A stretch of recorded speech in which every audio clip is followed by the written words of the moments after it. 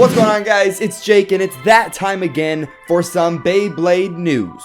So the most recent episode of Beyblade Burst GT came out today, but we're not going to be talking about the episode. We're actually going to be talking about what happens at the end of the episode, and it is an in-depth kind of look at the parts for Zwei Longinus. So let's just get right into it. So after the episode was over, we got a better look at all of the parts for Zwei Longinus, except for Spiral Dash. But it's Spiral, so I don't really think that's, special at all. I'll leave a link to the episode on YouTube in the description down below, but you won't be able to watch it unless you have a VPN or you're in Japan or one of their markets. It's just blocked off to most of everybody, but if you can watch it, I'll leave it in the description. Before we move on to the news though, if we could hit 1,000 likes on this video, that would be great, because we're about to go over some pretty big and just pretty interesting news for Zwei Longinus in general. So hit that like button and hit subscribe to join the Nook Nation while you're at it. I mean, the buttons are pretty close anyways. You might as well just click both of them. So the first part that we are going to be looking at is the chip, and sadly we do not get a look at what the teeth are going to be like. I predict that they're going to be okay. They're probably not going to be that great because we are getting a dash driver here, so I'm thinking it could be the same as like Dead Hades, where the teeth are really not that good at all, but with that dash driver they're decent. And of course, this is a left spin blade, and you are getting a really nice gold, blue, and white color scheme.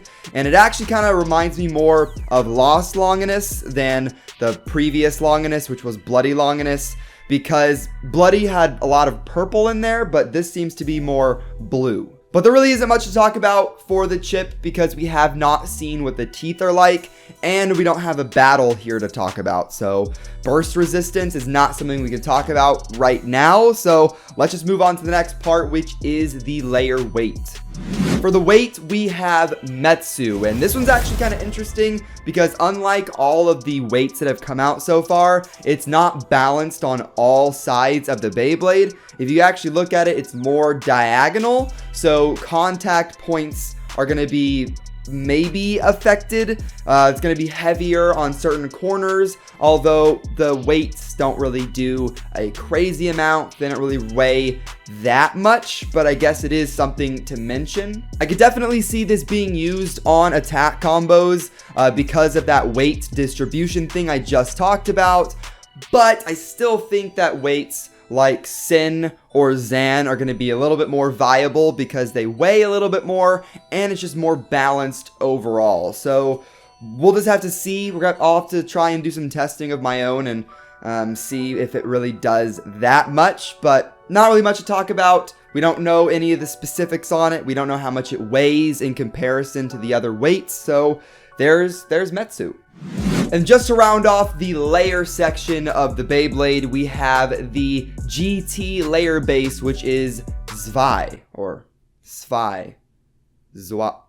I'm trying. Zwei means two in German, and as we can see on the layer base, we have the two metal dragon heads in the corners, and that lines up with the Metsu weight I just talked about. So those dragon head parts are going to be the major contact areas. So I just wonder how devastating these attacks will be, but also it makes me worry about how good the teeth are, because the higher the attack potential, the more recoil, which means it could burst itself kind of easily if it's not strong enough. And honestly, guys, maybe it's just me, but it kind of reminds me of a more aggressive looking Ace.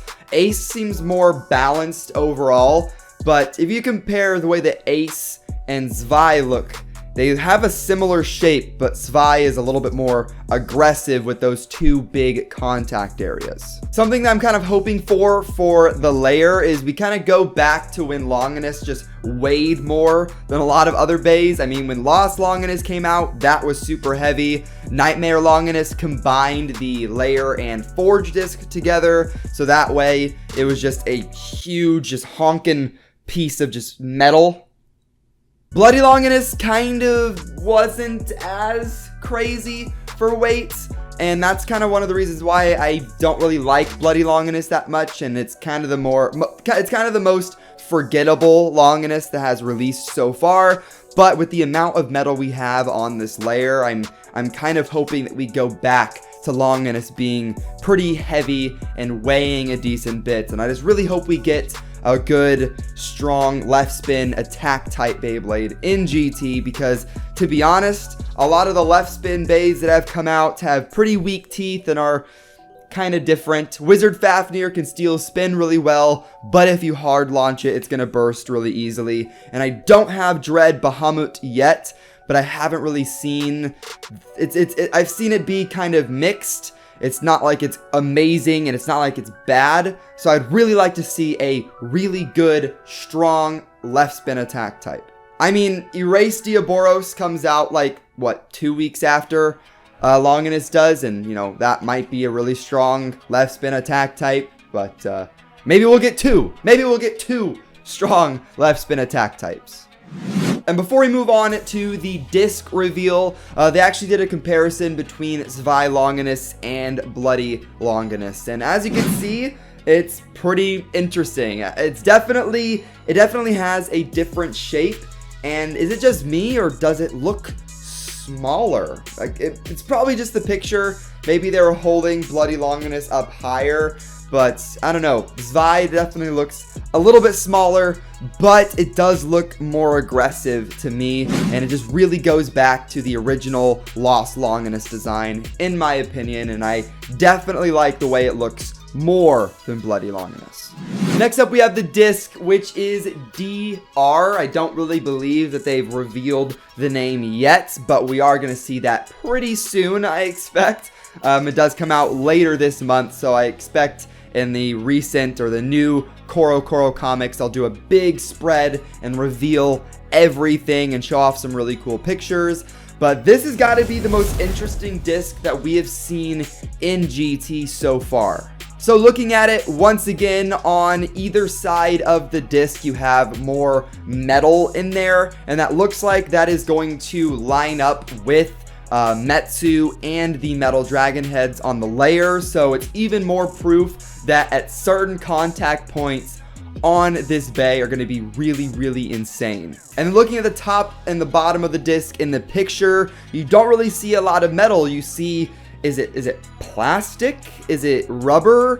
I'd expect it to be plastic, because a left spin attack type with rubber on it, I don't know, that seems kind of worrying. I don't know. I don't really know how that would go. That'd be interesting to see, although I don't see how useful that would be. But then again, we did just get Judgment Joker, which has rubber on the layer, and it's a balance type, but it's more of an attack type, in my opinion. So, you know, who knows what Takara Tomi's gonna do. So really, guys, that is pretty much going to wrap up the news on Zwei Longinus. We got a better look at the individual pieces for Metsu, the layer base, which is Zwei, and the GT chip Longinus. And we also get a first look at the disc DR, which I don't know the name of yet. And DR has a really weird shape.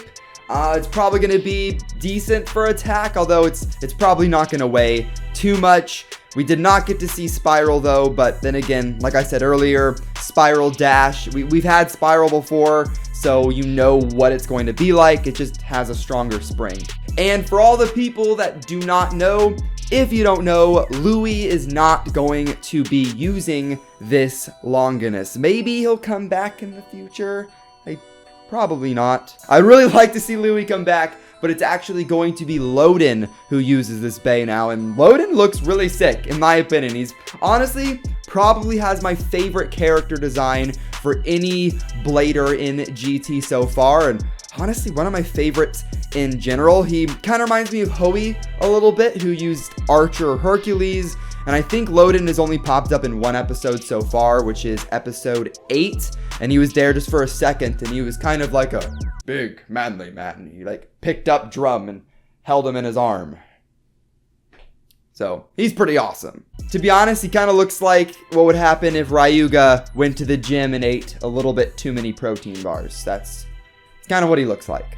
But he definitely has a cool design, and I really hope he has a cool personality to match, and we see him for a decent bit. But that is going to wrap up the news on Zwei Longinus. What do you think? We'll be getting a full kind of spread with high quality images coming from Koro Comics pretty soon. But what do you think of it? I think it's, hopefully, if the teeth are good, it's going to be a really fun left spin attack type. And what do you guys think of Loden in comparison to Louis? I know a lot of people love Louis. I really liked Louis, but I'm hopeful that Loden will be a pretty good character. But if you like this video, hit that like button down below. Once again, we're trying to hit 1,000 likes. And make sure to hit that subscribe button to join the Nook Nation, the coolest and hippest Beyblade community on YouTube. It's true. Let me know what you guys want to see next, and I'll see you guys in the next one. Have fun, and bay away.